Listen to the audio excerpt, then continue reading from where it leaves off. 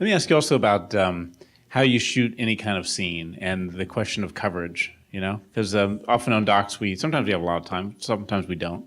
And, I know from sitting in lots of cutting rooms, that editors go crazy when they don't have everything they need. At the same time, they're not there, they're not the ones in the field. And I know one of the DPs I use a lot, sort of when he was starting off, spent a lot of time in a post house. So he actually saw a lot of films being cut.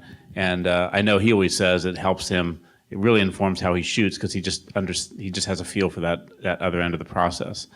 You want to speak to that? Yeah, I was just going to say, I thankfully had the privilege of cutting my own stuff early on throughout the process of this, for cutting things for grants. And, our film was largely funded by grants in the beginning. And, we had to cut all these things ourselves. And I think after the first shoot, I got back and I was actually just talking to my girlfriend about this, that you look at your footage and you're like, oh my God, I did not hold that frame long enough, and then when you get there and you're editing it and you're pulling your hair out, trying to work this edit, you'll hold the frame the next time. And we were just sort of talking about it. It's like you need to hold the frame, and then you need to hold the frame past when you thought you've held it long enough, and then hold it for like 5 more seconds, and then you've held it long enough. And that's, I think, something I learned really early on by looking at my own stuff and trying to edit it. Yeah, I edited my own stuff quite early on, and for sure it's like, it's hugely important because you will make the same mistakes a bunch of times.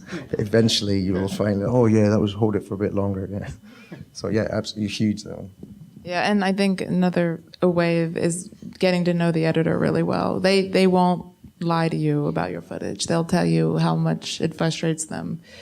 There's no politics between the DP and the editor, so they'll really tell you what they think. Actually, whenever I've started a project, and sometimes the editor's already been on, I've called them up and said, what was the 3 things you were tearing your hair out on the last film? Tell me about that. It's like, I didn't hold the shots long enough, didn't get any wides, didn't get any exteriors. It's the same 3 things for everybody, and it's like, okay, good. It was just like talking to someone that edited your own film. Yeah.